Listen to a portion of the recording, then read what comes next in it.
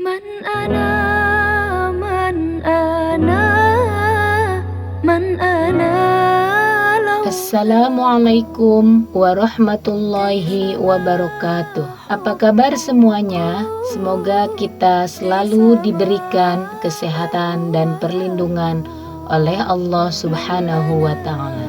Baiklah, sebelum kita memulai pelajaran fikih tentang bab Toharoh, mari kita awali dengan pembacaan suratul Fatihah. Pembacaan suratul Fatihah dimulai. A'udzubillahi minasyaitonirrajim. Bismillahirrahmanirrahim. Alhamdulillahi rabbil alamin.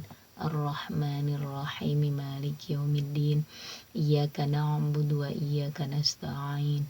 Ihdinas siratal mustaqim. Siratal ladzina an'amta 'alaihim ghairil maghdubi 'alaihim waladdallin. Baiklah, kali ini kita akan memulai pelajaran bab 1, yaitu Toharoh.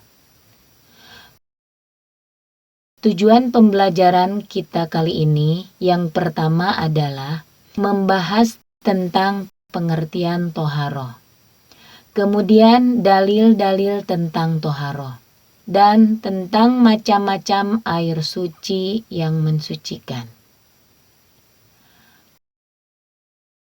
Toharoh menurut bahasa, pengertian toharoh menurut bahasa adalah suci, bersih, kebersihan. Sedangkan menurut istilah adalah suatu kegiatan bersuci yang dilakukan oleh seseorang untuk menghilangkan hadas dan najis, baik dari badan, pakaian, dan tempat. Sehingga seseorang diperbolehkan untuk mengerjakan suatu ibadah yang dituntut harus dalam keadaan suci, seperti sholat dan tawaf.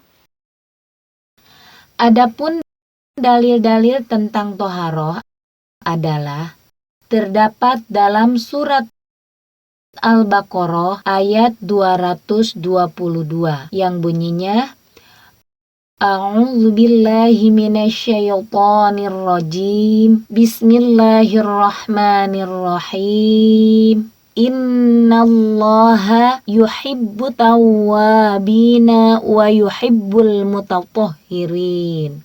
Yang artinya innallaha, sesungguhnya Allah, yuhibbu tawwabina, mencintai orang-orang yang bertobat, wa yuhibbul mutatahhirin, dan mencintai orang-orang yang mensucikan diri. Adapun dalil yang kedua tadi disebutkan menurut istilah tadi bahwa kita itu harus mensucikan baik dari badan, pakaian, dan tempat. Di dalam surat Al-Mudaththir ayat 4 sampai dengan ayat 5 dijelaskan Bismillahirrahmanirrahim. Wa thiyabaka fatahhir warrujza fahjur. Yang artinya, dan bersihkanlah pakaianmu dan tinggalkanlah segala perbuatan yang keji. Surat Al-Mudaththir ayat 4 sampai 5. Itu dalil-dalil Al-Qur'an yang menyatakan tentang perintah bersuci. Kemudian di dalam suatu hadis juga dijelaskan, yaitu al-tahuru syatrul iman, yaitu kebersihan sebagian daripada iman. Ada juga hadis lain yang menyatakan bahwa Allah tidak menerima sholat seseorang apabila tidak bersuci. La yaqbalullahu sholatan bighairi tahurin. Jadi Allah tidak menerima sholat seseorang kecuali dia bersuci dulu. Alat-alat yang digunakan dalam toharoh atau bersuci terdiri dari dua macam, yaitu air dan bukan air. Air yang dapat dipergunakan untuk bersuci terdiri dari 7 macam, yaitu 1. Air hujan, 2. Air laut, 3. Air sungai, 4. Air sumur, 5. Air dari mata air, 6. Air salju, 7. Air embun.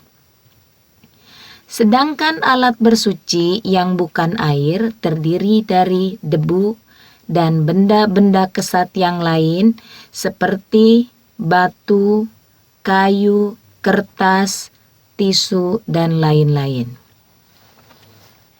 Ditinjau dari segi hukumnya, air terbagi menjadi 4 macam. 1.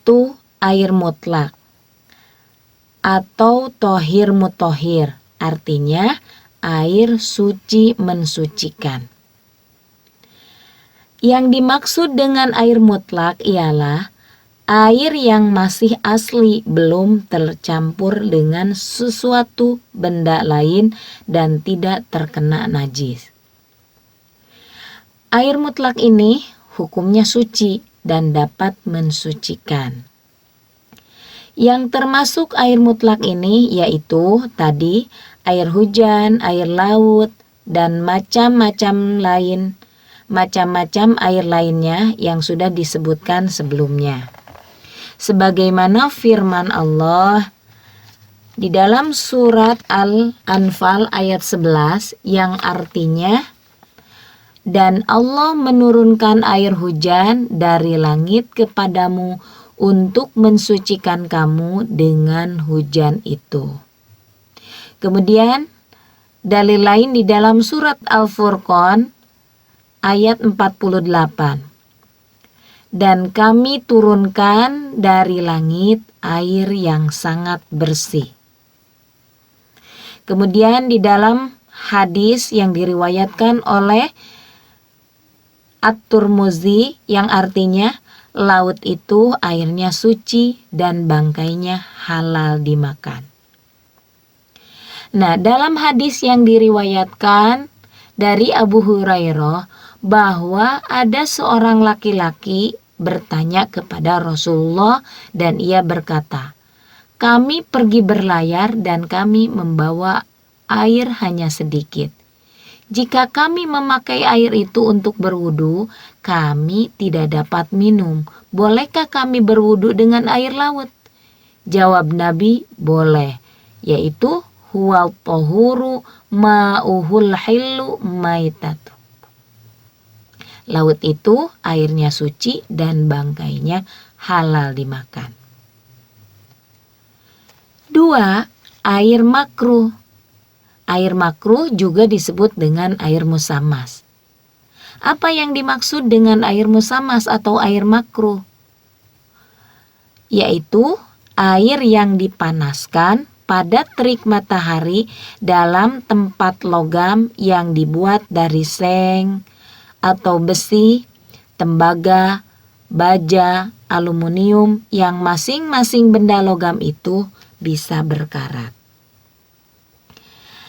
Air musammas ini hukumnya makruh. Ya, jadi hukum air musammas adalah makruh.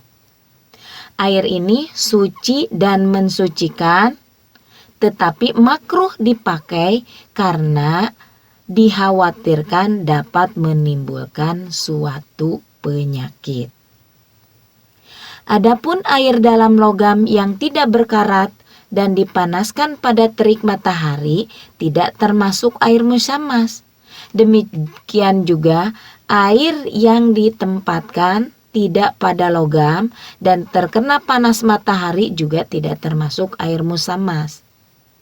Atau air yang dipanaskan bukan pada terik matahari, misalnya direbus, baik di dalam tempat logam atau bukan logam juga tidak termasuk air musammas.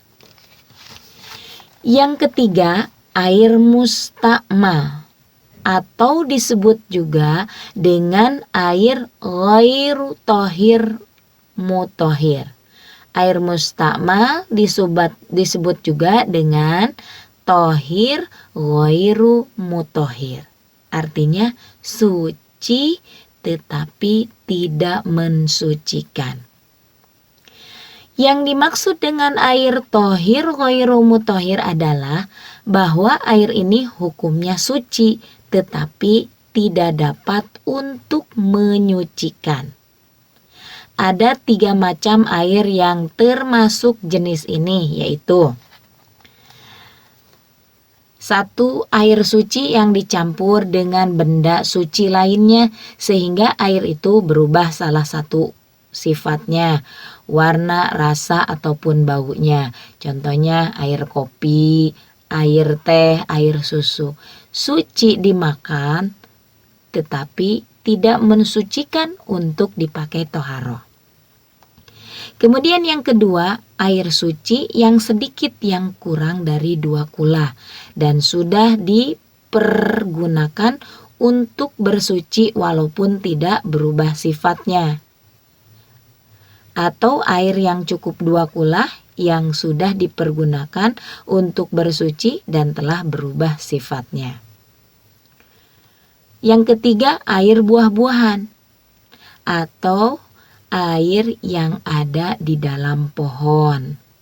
Misalnya pohon bambu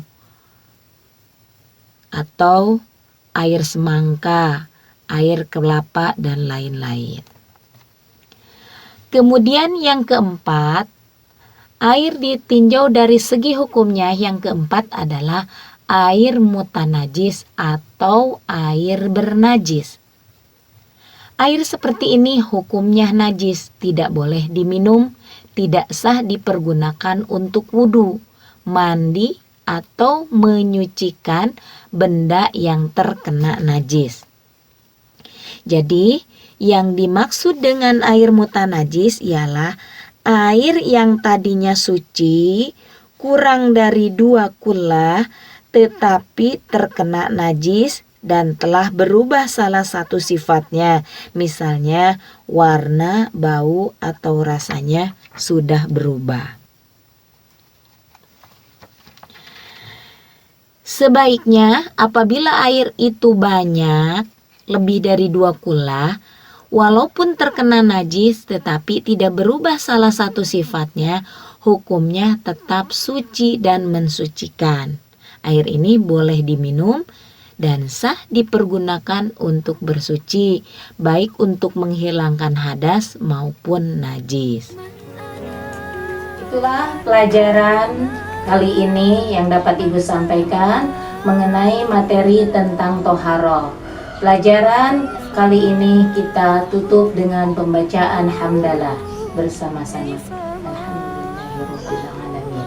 Assalamualaikum warahmatullahi wabarakatuh. Man ana